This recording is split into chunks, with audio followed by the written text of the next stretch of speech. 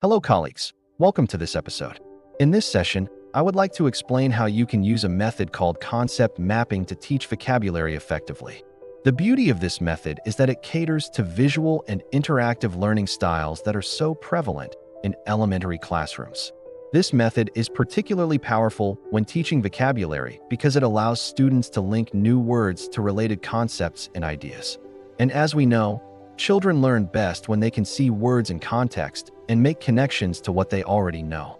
So let us dive in and explore how you can use concept mapping to bring vocabulary instruction to life. To begin, you need to prepare some materials. Think about large sheets of paper or chart paper, markers or crayons, and sticky notes or index cards. You might also want to prepare some pictures or real objects that represent the vocabulary words you want to teach. If you have access to a projector or interactive whiteboard, even better. First, write a simple sentence on the board with one or more vocabulary words in it. For example, if your word list includes the words happy, sad, angry, and scared, you might write a sentence like, "Yesterday, I felt sad when I lost my favorite toy."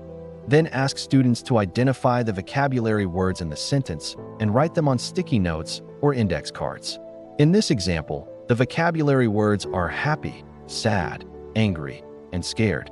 Next, divide the class into small groups and give each group a large sheet of paper or chart paper and some markers or crayons. Ask each group to work together to create a concept map that shows the relationships among the vocabulary words. There's no right answer here, so let the students be creative. They can use words, phrases, drawings, or even real objects to represent the vocabulary words and their relationships. After each group has finished their concept map, have them share it with the class. This will help other students understand their concept maps and allow for discussion and clarification of any misunderstandings. Now let's take a look at an example.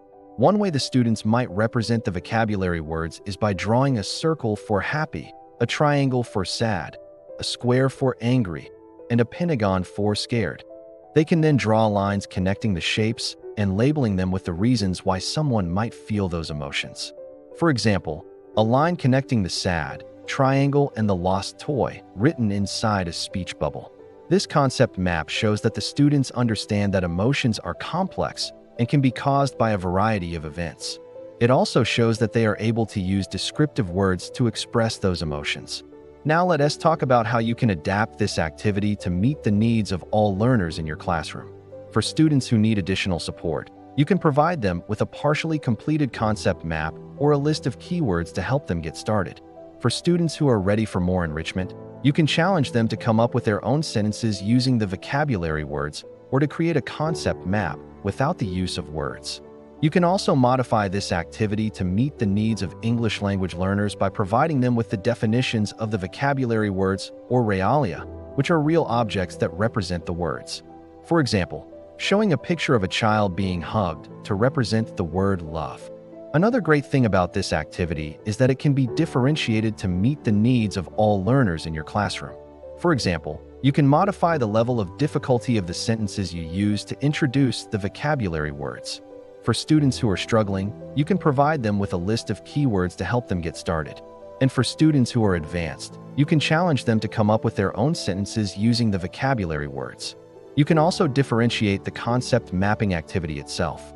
For example, you could have students work in pairs to create a concept map using words and phrases, or have them work in small groups to create a concept map using only visuals. As you can see, concept mapping is a versatile and engaging method for teaching vocabulary that can be adapted to meet the needs of all learners. So give it a try and have fun exploring new vocabulary with your students. Thank you for watching, and until next time, happy teaching.